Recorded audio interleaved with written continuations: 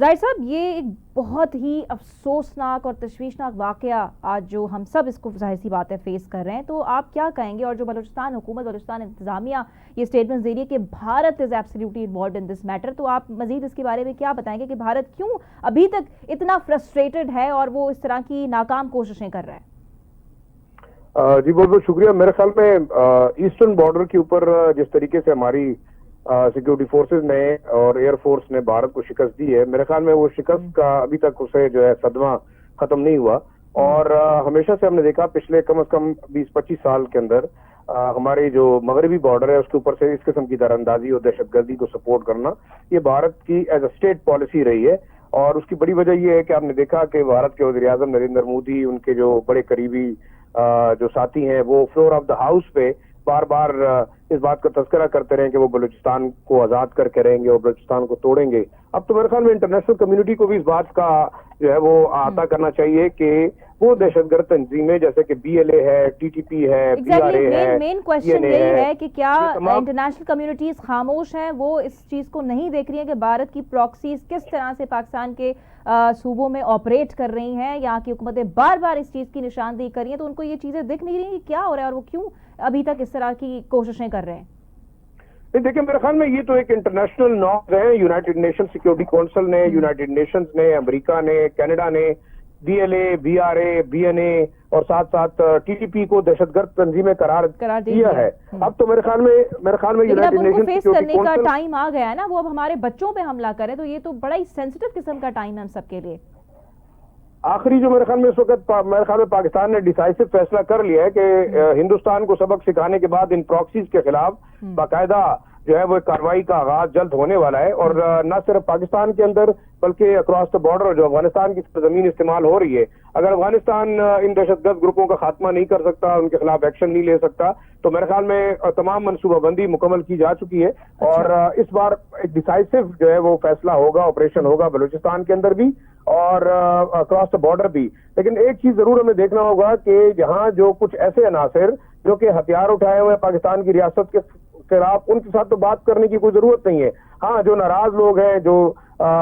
ہمارے ینگسٹرز ہیں جو شاید کسی وجہ سے ناراض ہیں، اپنے مسائل کی وجہ سے، اپنے ایشوز کی وجہ سے، تو میرے خیال میں ان کو ری انگیج کرنا بھی ضروری ہے۔ تو اس وقت ملٹی پرونگ پالیسی پاکستان کی ہونی چاہیے۔ ایک لحاظ سے جو پاکستان کے ساتھ لائل ہے، محبت کرنے والے لوگ ہیں، انہیں قومی دھارے میں لانا چاہیے، اور جو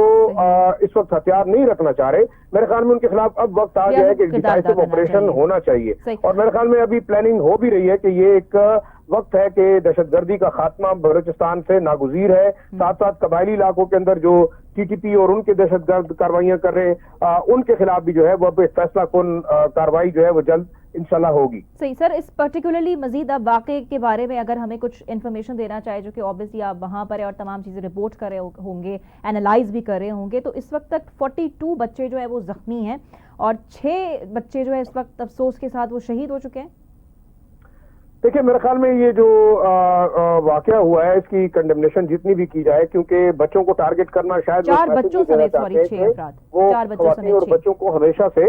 اس طریقے سے ٹارگٹ کرتے رہیں گے اور لوگوں کو ٹیررائز کرتے رہیں گے، لیکن یہ ٹیررائزیشن میرے خیال میں اب یہاں اس خطے کے لوگ، اس علاقے کے لوگ ان چیزوں کے ساتھ عادی ہو چکے ہیں۔ دہشت گرد ان کے مورال کو جو ہے وہ شٹر نہیں کر سکتے۔ تو ابھی آپ کہہ رہے ہیں کہ ریاست کو اس میں کردار ادا کرنا چاہیے، اور جو لوگ ناراض ہیں ان سے بھی، ان کو جیسے آپ نے ابھی کہا کہ ری انگیج کرنا چاہیے، بات چیت کرنی چاہیے، تو آپ سمجھتے ہیں کہ یہ ایک مسئلے کا بہت بڑا حل ہے؟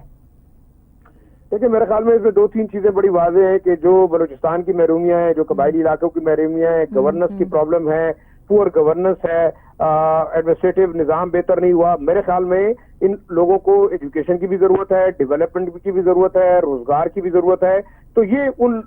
دہشت گردوں کے ساتھ شمولیت اختیار نہیں کریں گے۔ دوسری طرف دیکھیں ایک بات بالکل واضح ہے کہ جو شخص ریاست کی ریٹ کو چیلنج کرے گا اس کے ساتھ تو میرے خیال میں کسی قسم کی گنجائش نہیں ہے، لیکن یہ بات بھی حقیقت ہے کہ بلوچستان میں گورننس کی ایشوز ہیں، پرابلمز ہیں، یہاں پہ لوگوں کو جو ہے وہ تعلیم سہولیات نہیں ہے، ہیلتھ کی سہولیات نہیں ہے۔ اس کے بارے میں پاکستانی ریاست کو بھی سوچنا چاہیے کہ جو لوگ ڈسگرنٹلڈ ہیں، جو ناراض ہیں، جن کو شاید پاکستان کے دوسرے خطوں کی طرح وہ سہولیات میسر نہیں ہیں, آخر کیوں ان کو نہیں دی جا رہی؟ میرے خیال میں بلوچستان ایک ریسورس سے بھرا ہوا صوبہ ہے, یہاں ہر قسم کے منرلز ہیں, یہاں پہ آپ کے پاس قدرتی وسائل ہیں, تو ان کو بروکار لاتے ہوئے میرے خیال میں اپنے گورننس کا نظام جب تک بہتر نہیں کرنا تو اس وقت تک یہ مسائل رہیں گے. اور یہ جو بیچارے ڈسگنٹل لوگ ہیں, ان کو دہشت گرد عناصر اپنے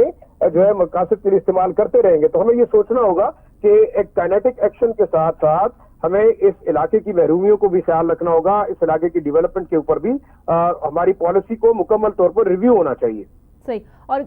اب جیسے اس واقعے کو ہم دیکھ لیں تو خدا نہ خواستہ کیا کچھ تھریٹس موجود ہیں کہ آنے والے دنوں میں بھی کچھ نہ کچھ ہو سکتا ہے اور اس کے لیے ہمارے سیکیورٹی فورسز باقاعدہ طور پہ تیار ہیں؟ دیکھیں, میرے خیال میں دہشت گرد ہمیشہ ہٹ اینڈ رن کی پالیسی پہ چل رہے ہیں, اور جس طرح راہ اور عزیز جوال کی جو یہاں پہ پالیسی ہے کہ